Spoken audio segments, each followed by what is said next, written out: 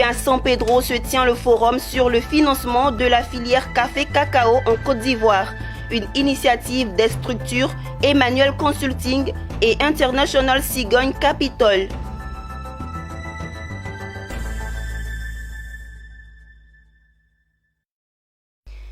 Bienvenue Madame, Monsieur, vous suivez le journal sur Business 24 Africa. Le café et le cacao restent les deux mamelles nourricières de la Côte d'Ivoire. Seulement voici, la filière cacaoyère et caféière est confrontée à d'énormes problèmes de financement. Pour trouver justement des solutions, la ville balnéaire de San Pedro a abrité le forum sur le financement de la filière café-cacao en Côte d'Ivoire, une initiative de deux structures, Emmanuel Consulting et International Cigogne Capital. La Côte d'Ivoire, premier pays producteur mondial de cacao et troisième producteur de café en Afrique, est un pays dont l'économie repose sur l'agriculture, à plus de 18% du PIB. Malgré cette fière allure, les filières café et cacao font face à de nombreuses difficultés, notamment la baisse des prix, le manque de moyens financiers et autres réchauffements climatiques. Selon plusieurs études menées, l'accès au financement constitue un des freins au développement de ces deux filières.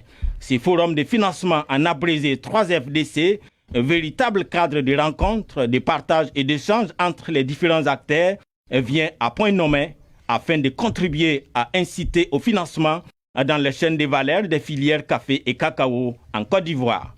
Financement de la filière café et cacao en Côte d'Ivoire, défis et perspectives, c'est autour de ces thèmes que 2 jours durant, les acteurs ont échangé dans la ville balnéaire de San Pedro.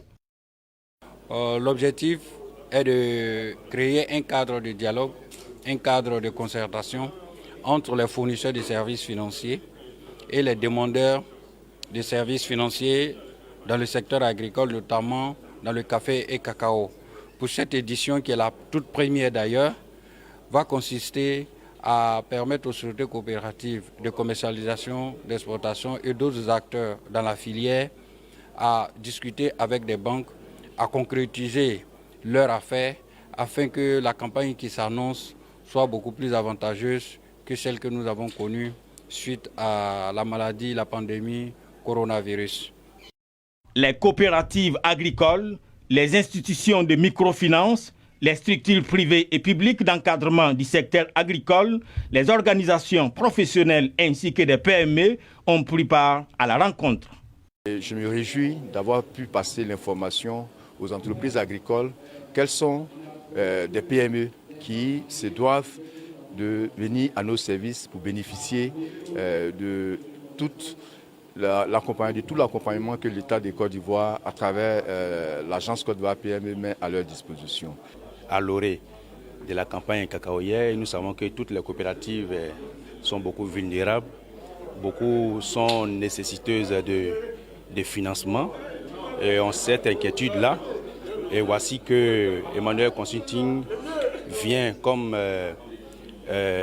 un apporteur de solutions un tant soit peu, en voulant mettre en contact ces structures agricoles avec le monde financier.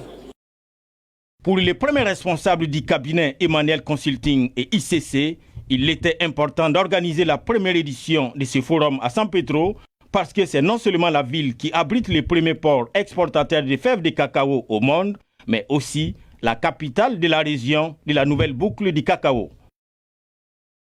Le forum sur le financement de la filière café et cacao en Côte d'Ivoire est à l'initiative du cabinet Emmanuel Consulting et International Cigogne Capital, ICC.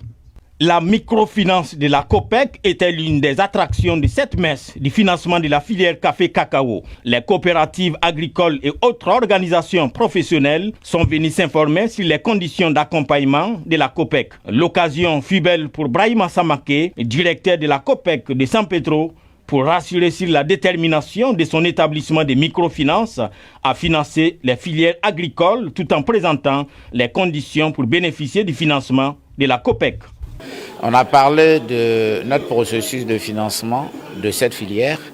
On a parlé de l'agribusiness que nous effectuons. On a parlé aussi des chaînes de valeur que nous pouvons financer au niveau des différentes coopératives et des différentes filières pour lesquelles on intervient régulièrement.